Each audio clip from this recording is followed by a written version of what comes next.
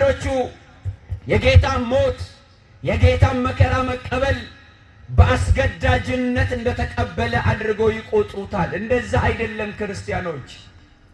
አዳም በደሉ ኃጢአቱ አዳም ክፉ ስራው ለሞት ስላበቃው ሞት እንዲሰለጥንበት ስላደረገው በአዳም ላይ የሰለጠነው ሞት የሚሻረው በሞት ስለሆነ ዕብራውያን ምዕራፍ 2 ቁጥር 14 ላይ መጽሐፋችን እንደሚነግረን ልጆቹ በሥጋና በደም ስለሚካፈሉ እርሱ ደግሞ በሞት ላይ ስልጣን ያለው በሞት እንዲሽር። በምን ላይ ስልጣን ያለው? በሞት ላይ ስልጣን ያለውን በምን እንዲሽር? በሞት እንዲሽር። ይሄውም ዲያብሎስ ነው በማለት ይናገራል። በሞት ላይ ስልጣን ያለው ዲያብሎስ ነው። ታዲያ ስለ ሞት ፍርሃት በባርነት ይታሰሩ የነበሩትን ሞትን ድል አድርጎ የአዳምን ዘር ነፃ ለማውጣት ክርስቶስ ኢየሱስ ከሰማይ ወርዶ እኛን መሰለ። ማንን መሰለ? ማንን መሰለ? እኛን መሰለ። በዚህም ፊልጵስዩስ ምዕራፍ 2 ቁጥር 6 ላይ እንደምታገኙት እርሱ በእግዚአብሔር መልክ ሲኖር ሳለ ይላል። በማን መልክ ሲኖር ሳለ? በእግዚአብሔር መልክ። ሰው ከመሆኑ አስቀድሞ እርሱ እግዚአብሔር እኮ ነው፣ ያለና የሚኖር ነው። ወደኛ ከመምጣቱ አስቀድሞ የነበረ አምላክ የሰማይና የምድር ፈጣሪ ነው።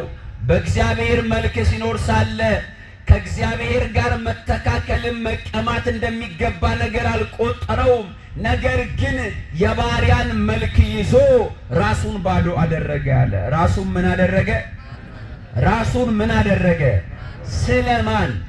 ስለ ሰው ልጅ ለሞት ይኸውም ለመስቀል ሞት እንኳን የታዘዘ ሆነ አለ። ክብር ምስጋና ለስሙ ይሁን።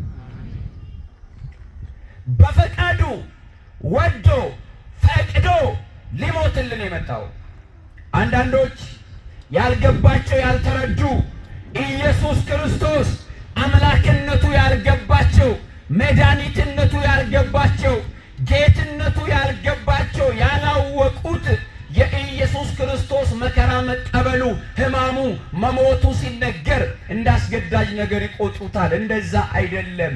በፈቃዱ ሊሞትልን የመጣ አምላክ በምኑ በምኑ?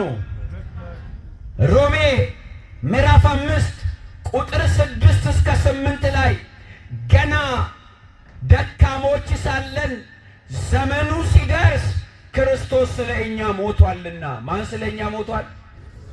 ማን ስለኛ ሞቷል? ክርስቶስ ስለኛ ሞቷል። ለጻድቅ የሚሞት በጭንቅ ይገኛል፣ ለደግ ሰው የሚሞት ምናልባት ይገኝ ይሆናል። ነገር ግን ገና ኃጢአተኞች ሳለን ክርስቶስ ስለኛ ሞቷልና አለ። ምኖች ሳለን? ኃጢአተኞች ሳለን። እኛ በደለኛ ስለሆንን እኛ ኃጢአተኛ ስለሆንን ከኃጢአታችን ብዛት የተነሳ ወደ ቀደመ ርስታችን ወደ ገነት ልንገባ ስላልቻልን እርሱ የገነትን ደጅ ከፍቶ ሊሰጠን በሞቱ ሞታችንን ሊያጠፋው አንድ ጊዜ ራሱን በመስቀል ላይ በመሰዋት በዘለዓለም መድኃኒት ሊያድንን ወዶ ሰው ሆኖ ተገለጠና ራሱን ለሞት አሳልፎ ሰጠ።